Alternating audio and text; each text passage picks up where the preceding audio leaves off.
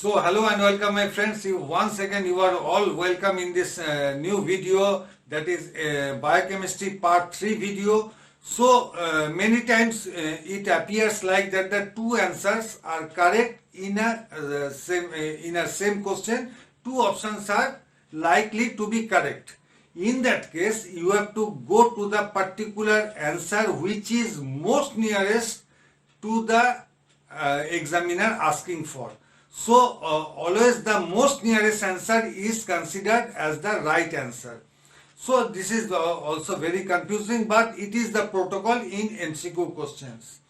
And once again I am telling you that I am trying to discuss with the other options, except the right option. I want to discuss the other options which are incorrect, but why these are incorrect. So in this discussion the video is going lengthy. So in the last video I put you some little number of questions. So I am trying to make up that things. Now the question number 16 is that in Gibbs reaction the reagent is used. So Gibbs reaction is we mostly use in the estimations of creatinine in either serum or in the urine sample. So in Gibbs reaction the reagent is used is alkaline copper. Here the examiner trying to depict that the alkaline copper sulfate, alkaline picrate, acid picrate, and the D option is the sodium acetate. Now the alkaline copper, mainly alkaline copper sulfate, is mostly used in Foligno method for estimations of blood, not glucose, blood sugar, that is obsolete nowadays. So alkaline copper sulfate was used in Foligno's method and Benedict's reagent for estimation of, that is for estimation of sugar in urine. So acid picrate, the picrate salt, it is trying to define a salt that is a picric acid. So picric acid itself is acid radical. So acid picrate is should be nullified that. So sodium acetate again used as a electrolyte replenisher in IV method for mainly for the sodium replenisher in case of patients are suffering from hyponatremia, and also in metabolic acidosis where lipids are metabolized and the blood becomes acidic, and for urine alkalinization. So the sodium acetate is the incorrect option, alkaline copper sulfate is the incorrect option, acid picrate also the incorrect option. So the right option is the alkaline picrate. Now the question number 17 wants to asking you that all are true about creatinine except. So what is the false statement they are the examiner asking for? So A option is that it is a better parameter than urea for renal function assessment. B option is the estimation by enzymatic method. D option is the estimated by Gibbs method. Or the C option is that it is higher in children. So for the B and D option, just look at that point. The estimation methods of creatinine are the one is the Gibbs method and other is the enzymatic method. So enzymatic method is a very much costly affair. So we are only use it is in for the samples with icterus sample that is containing a high amount of bilirubin, or a sample containing high amount of lipids. So that is called a lipemic serum. So for the that causes the haziness of a serum. So in case of a icterus and a lipemic serum, we generally use the enzymatic method. Otherwise, we commonly done with the Gibbs method. So B and D option is a true statement. Now the A, for the A statement, that is depict that the 50% kidney or renal function lost before a rise in serum creatinine. So serum creatinine is a great marker when it is we are viewing that the serum creatinine level is going rise. Already the patient have lost his or her 50% kidney functioning. Significant loss of function in nephron. So it is also significant for the loss of nephron functioning. It is an endogenous filtration marker, and of course the late marker of acute kidney injury. So when serum creatinine rises, it already depicts that the kidney is under threat. So the A statement is also correct for the estimation of creatinine. So now the rest option is the C option, which is depict that it is higher in children. Now you have to learn about the normal value of the serum creatinine. So normal value of serum creatinine in male is 0.6 to 1.2 milligram per deciliter, that is 53 to 106 micromole per liter. In case of female, it is 0.5 to 1.5 milligram per day per deciliter, or 44 to 97 micromole per liter. Or in children is a large spectrum content, that is a CB, that is the cord blood, is also considered as the children value. NB, that is the newborn or the infant stage. So in case of children, 0. less than equals to 0.5 milligram per deciliter to less than equals to 1.2 milligram per deciliter, or in other words 44 to 106 micromole per liter. So here you can see that in children the value is not higher. So the C statement is wrong statement. So it is not higher in children. So C, it is higher in children, is a wrong statement for serum creatinine estimations. Now the question 18 asking you that the GFR can be assessed by. So estimation of GSR, by which process we can do. So the albumin creatinine ratio of urine, in other words, it is known as the ACR. B option is the serum urea and serum creatinine. C option is the isotope scanning. Now the D option is the creatinine clearance test, or CCT. Now the C option is should be nullified at first, because isotope scanning is not we are generally doing for such type of test. So isotope scanning should be nullified at first. Now the GFR estimation methods are, that is the endogenous GSR, or other words it is CCT, creatinine clearance test. So we got the answer. The D option is the right answer, because it is the estimation methods of GFR. Now the second estimation methods of GFR is modification of diet in renal disease, that is also known as MDRD. The chronic kidney disease epidemiology collaboration, other words CKD EPI. The cystanin, that is CGFR. The Crocroft and Gott method, that is known as the EGFR, and modified or newly calibrated Crocroft and Gott method. So among these 6 methods, the most valuable method is the endogenous CCR. So EGFR considers considers age, sex, and the ethnicity of a man, with that the height and weight of the patient, and only the serum creatinine. So only they are considering serum creatinine. So urea and creatinine is a wrong answer. Now the glomerular filtration rate, that is the GFR, is equivalent with CCT, that is expressed in the unit milliliter per minute. Now the formula of CCT is U into V by P. U stands for urine creatinine. It may be milligram per deciliter or micromole per liter unit. And the plasma creatinine, it also milligram per deciliter or micromole per unit. But these two units should be the same, because to nullify the units.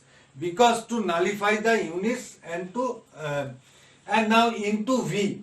V stands for the volume of urine passed by the patient throughout the 24 hours. So volume is measured in milliliter, and the 100,440 minutes stands for 24 hours into 60 minutes, that is 1,440 minutes. So divided by 1,440 minutes. So when these two units are nullified, the units rest is the milliliter per minute. So its units is milliliter per minute. Now the question number 19 is microalbumin level in urine should be within. So microalbumin level in urine should be within 3 to 30 milligram per day, 3 to 30 microgram per day, 30 to 300 milligram per day, or 100 to 300 milligram per day. So microalbumin, normal value of microalbumin is 30 to 300 milligram per day. So the right answer is the C option, and in other words it is 220 to 200 microgram per minute. Now the microalbumin when excessively passes in urine, the condition is known as microalbuminuria, and it is significant in cardiovascular risk, myocardial infarction risk, hypertensive risk, and obviously the diabetic nephropathy, that is a diabetic patient suffers diabetic nephropathy, diabetic neuropathy, like that. So go to the question number 20. Let's come with the question number 20. 20 is asking you which is not true. So it is what is the false statement about that blood glucose. Asking you that what is the false statement about blood glucose. So A option is that it can be assessed as random. So we are generally using random blood sugar, PP blood sugar, fasting blood sugar. So this statement, A statement is correct, is also assessed as a random sample. Now the B option is the for fasting glucose, a fast of 8 hours is sufficient. So generally we advise patient to come after 8 to 10 hours of fasting. So 8 hours is sufficient for to take the blood sample for a fasting blood glucose estimations. So B option is also true statement.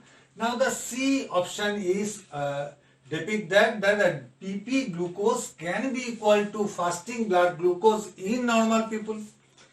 और D option में आपको पूछ रहा है कि lag curve is the salient feature of a diabetic patient.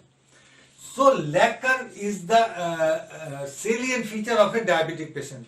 So we are together discuss about the C and D option. So I just made a OGTT curve. So nice curve is that so OGTT stands for oral glucose tolerance test.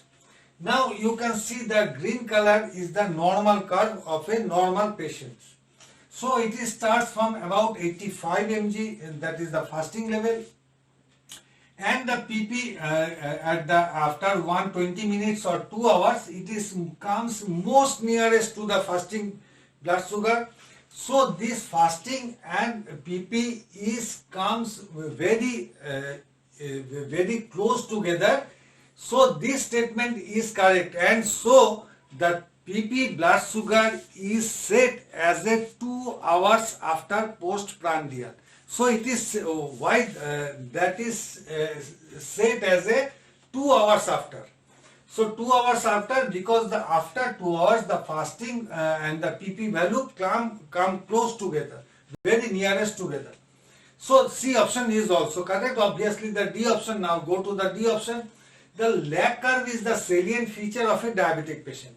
So what is lag curve? Lag curve is that the curve, it is if I done for a patient the only fasting and PP, I cannot derive that patient which is a lagging curve, because the black color curve is the lag curve. So it starts almost with the normal people, and with the same normal people it comes after 120 minutes, it comes quite same at the same position. So when we go to the test for the oral GTT curve, we can only detect that this time at the 60 to 90 minutes this curve is exaggeratedly raised, that is also called a exponential rise. So lag curve is not a feature of a diabetic patient. So the right option is the D option, which is a false statement. Now the number 21. Number 21, total calcium level in blood is around, because A is 9 to 11, whereas B is 3.5 to 5.5, C 8 to 18.5, and whereas D is 9 to 19 mg per dl, milligram per deciliter. So the normal level is very confusing in most of the time. So the normal level is here is the 8.6 to 10.3 mg per dl, which is most nearest, that is the A option, which is 9 to 11. So here the around word is used. So 9 to 11 is the right option, we have got that. So now the which is equals to 3.5 to 4.3 millimole per liter, and calcium ion, you should very cautious about that. The when a question is asking about the calcium level, you should very cautious that the calcium is the calcium level in the total calcium level is, that is the inorganic calcium level is asking to you, or the calcium about the calcium ion is asking, because the calcium ion why we are estimating it by electrolytic method, where the normal value is 1.1 to 1.3 millimole per liter. Now the question number 22.